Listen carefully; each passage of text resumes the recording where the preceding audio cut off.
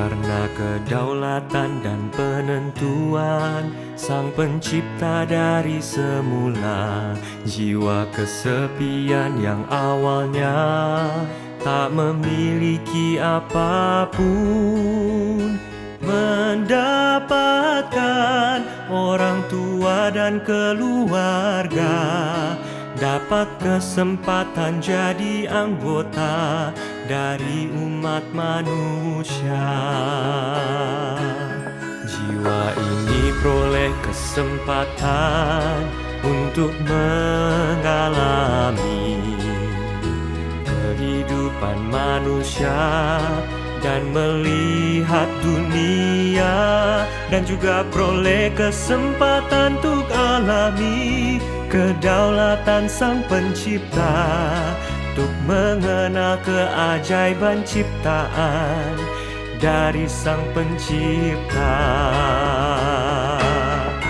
Dan lebih dari itu, mengenal dan menyerahkan diri pada otoritas Sang Pencipta. Namun demikian kebanyakan orang tak benar-benar memanfaatkan kesempatan yang langka dan sekejap ini. Orang menghabiskan energi seumur hidup bertarung melawan nasib, habiskan seluruh waktu dengan sibuk berusaha memberi makan keluarganya, dan mondar-mandir antara kekayaan dan status.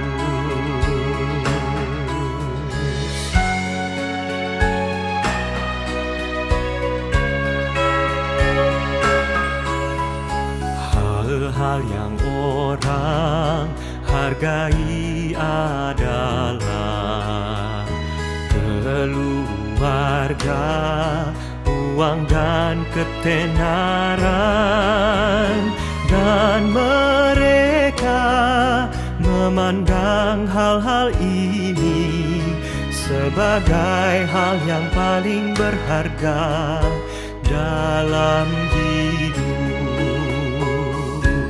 Semua orang mengeluh tentang betapa mereka hadapi begitu banyak kesulitan dalam hidup mereka, tapi mereka tetap mengesampingkan masalah terpenting yang seharusnya mereka pelajari dan pahami, yakni mengapa manusia hidup, bagaimana manusia semestinya hidup, apa nilai dan makna hidup ini.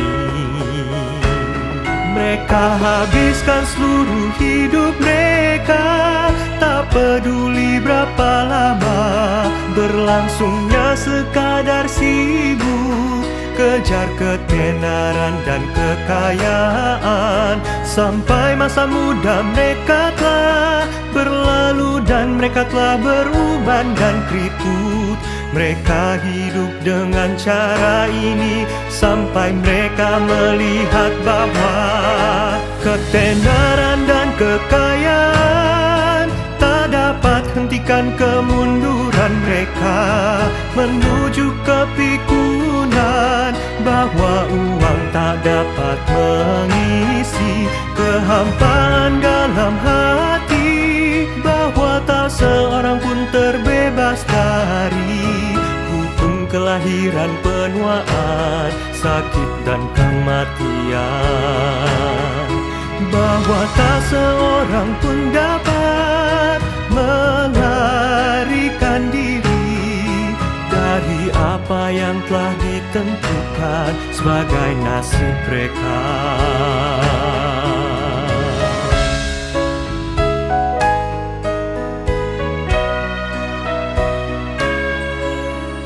Ketika orang kan segera meninggalkan dunia, Ia sampai pada kesadaran bertahap bahwa segala sesuatu di dunia ini sedang bergerak menjauh, bahwa orang tak bisa lagi berpegang erat pada harta benda yang semula mereka miliki. Lalu orang benar-benar rasakan bahwa ia itu seperti halnya bayi menangis yang baru saja terlahir ke dunia, tak miliki apapun. Pada titik inilah orang terdorong untuk merenungkan apa saja yang telah ia perbuat dalam hidupnya. Apa nilai menjadi seseorang yang hidup, apa maknanya? Mengapa orang datang ke dunia?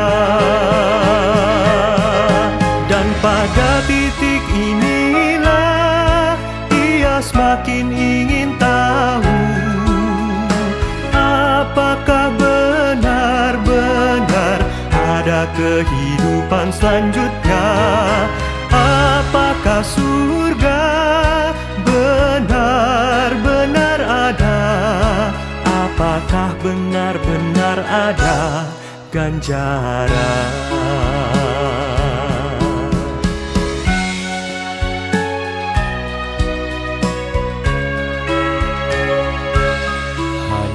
Ketika seseorang sudah benar-benar capai titik ini, baru mereka sadari bahwa ketika orang jejakkan kaki di bumi, hal pertama yang harus mereka pahami adalah dari mana manusia berasal, mengapa manusia hidup.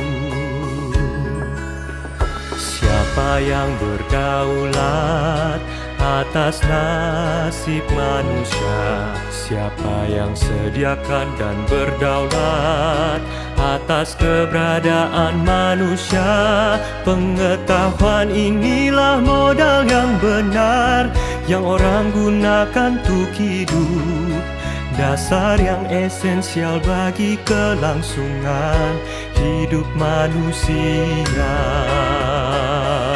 Walau berbagai keterampilan bertahan hidup yang orang berupaya kuasai selama hidupnya bisa tawarkan banyak kenyamanan material, semua itu tak pernah bisa mendatangkan kedamaian dan penghiburan yang sejati di hati orang, melainkan buat orang terus-menerus kehilangan arah, mengalami kesulitan mengendalikan diri mereka, dan kehilangan setiap kesempatan untuk belajar arti hidup, kesempatan untuk belajar arti hidup. Keterampilan bertahan hidup ini ciptakan kecemasan terpendam tentang bagaimana hadapi kematian dengan benar. Hidup orang-orang jadi hancur dengan cara ini.